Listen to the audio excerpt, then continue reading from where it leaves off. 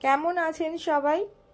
এই ঠান্ডাতে সবারই কারুর না কারুর কোথাও না কোথাও একটা ঘুরতে যাওয়ার ঠিক প্ল্যান হয়ে গেছে। ঠিক সেরকমভাবেই আজ রবিবার আমাদের সন্ধেবেলা সব বন্ধুদের মিলে একটা দেখা করার জায়গা ঠিক হয়েছে।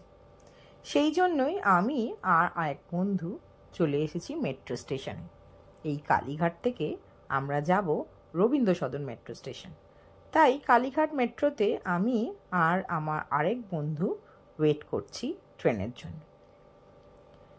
কবি সুভাষ মানে অপর সাইডের মেট্রোটা এসে গেছে, এবার বোধহয় আমাদের এদিকের মেট্রোটাও আসবে মনে হচ্ছে। বাকি বন্ধুরা তো যেখানে পৌঁছানোর কথা সেখানে গিয়েই একসাথে আমরা বাকিরা দেখা করব। ওরা বোধহয় ওদিকে পৌঁছে গেছে, আমরা দুজন এই মেট্রো আমাদের এসে গেছে, চলুন উঠি। মেট্রোতে করে পৌঁছে গেলাম আমরা এক্সাইড মোড়। সন্ধেবেলার এক্সাইড মোড়টা কি ভিড়! এই একদম চলে এসেছি মেট্রো স্টেশন থেকে একদম মেন রোডের ওপরে রাস্তাটা ক্রস করেই আমরা যাব হরাইজন বিল্ডিং রুফটপ ড্রাঙ্কন টেরিতে। সিগন্যালটা পড়েই গেছে, চলুন আমি একটু পার হয়ে যাই। পার হয়ে একদম এক্সাইড মোড়েই হরাইজন বিল্ডিং, তার ওপরেই রুফটপ, সেখানে আপাতত আমরা দুজন ঢুকছি, বাকি বন্ধুরা ওপরেই ওয়েট করছেন। লিফটে করে আমরা এখন চলে যাব ওপরে। বছর 2024 শেষ হতে চলল। শেষ বছরের শেষে সব বন্ধুরা আমরা একসাথে দেখা করব।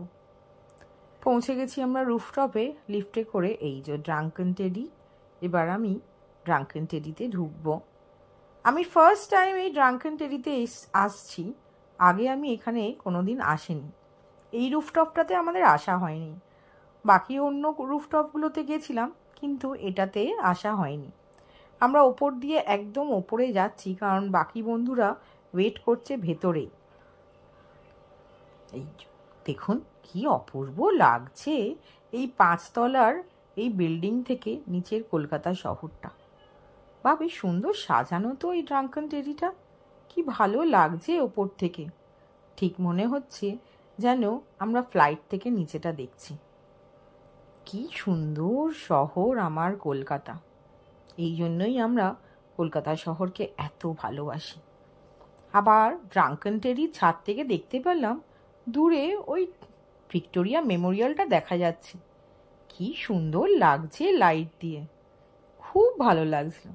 যদিও বা আমরা এখানে বেশিক্ষণ ছিলাম না, জাস্ট হালকা কিছু খেয়ে এখান থেকে চলে গেছিলাম অন্য আর একটা জায়গায়। বাকি বন্ধুরা ওখানে ওয়েটই করছিল, আমিও পৌঁছে গেলাম সবাই মিলে বসে একটু আড্ডা দেব বলে। হালকা ফুলকা কিছু আমরা খাবার নিয়েছিলাম, বাকি সব বন্ধুরা পৌঁছে গেছে। এগুলো আমার সব কলেজের বন্ধু, অনেক দিন পর দেখা হলো।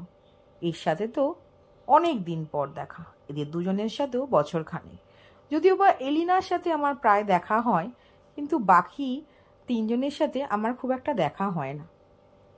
আসলে সবাই এত ব্যস্ত থাকি, সবাই সবার কাজে থাকে, কেউ এদেশে থাকে কেউ বিদেশে থাকে।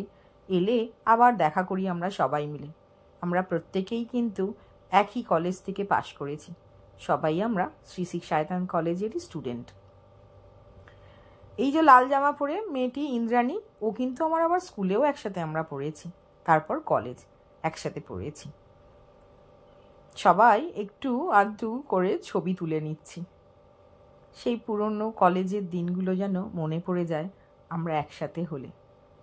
এখানে যদিও বা বেশিক্ষণ ছিলাম না ড্রাঙ্কন টেরিতে, কারণ সিট রিজার্ভ ছিল ভেতরে, আর বাইরেটা একটু ঠান্ডা ঠান্ডা ছিল বলে আমরা ওখান থেকে আবার চলে গেলাম সাউথ সিটি ওয়্যার হাউসে। ওয়্যার হাউসটাতেই আমি প্রথম ঢুকলাম। ওয়্যার হাউসের ভেতরের অ্যাম্বিয়েন্সটা কিন্তু ভীষণ সুন্দর, ভীষণই সুন্দর। কি সুন্দর মিউজিক চলছিল, আর তাতেই আমরা বেশ ভালো আড্ডা দিচ্ছিলাম, ভালোই লাগছিল। কার না ভালো লাগে বলুন তো? একদম ছোট্টবেলার কলেজের বন্ধুদের সাথে একসাথে যদি আমরা একটু সময় কাটাই, সবাইরই ভালো লাগে। কত কথা, কত অজানা তথ্য এদের সাথেই তো। বাহ, কি অপূর্ব লাগছে না? এরা কত সুন্দর করে সাজিয়েছে এখানে। বন্ধু মানেই জীবনের আর একটা অংশ। এই বন্ধুদের সাথেই সুখ দুঃখ, বদমাইশি, ভালো লাগা, পড়াশুনো, নোটস তৈরি করা, কত দিন এরকম গেছে যে আমরা কেউ একটা হয়তো ক্লাস করতে পারিনি আর একজনের কাছ থেকে নোটস নিয়ে নিলাম। এরকম করেও সেই বসেই আমাদের পুরোনো দিনের গল্পগুলোই হচ্ছিল। কিভাবে যে বছরগুলো কেটে যায় বোঝাই যায় না। এখন প্রত্যেকেই আমরা মা হয়ে গেছি।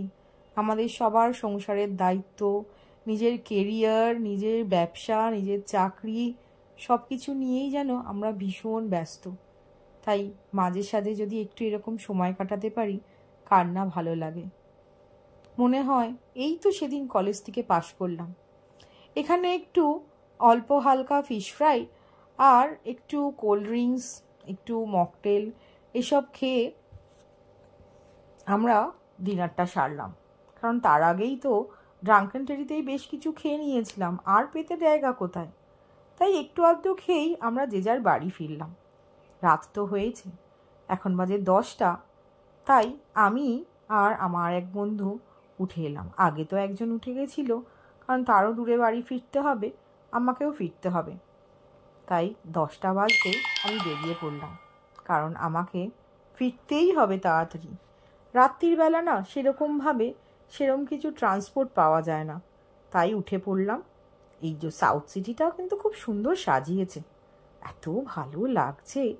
আসতে তো ইচ্ছা করছিল না, কিন্তু বাড়ি তো ফিরতেই হবে, তাই বেরিয়ে পড়লাম। ক্যাব বুক করেই ফেলেছি। বাইরে বেরিয়ে ক্যাবটা পেলেই আমরা চলে যাব। আমার বন্ধু যাবে বেহালা আর আমি যাব কসবা।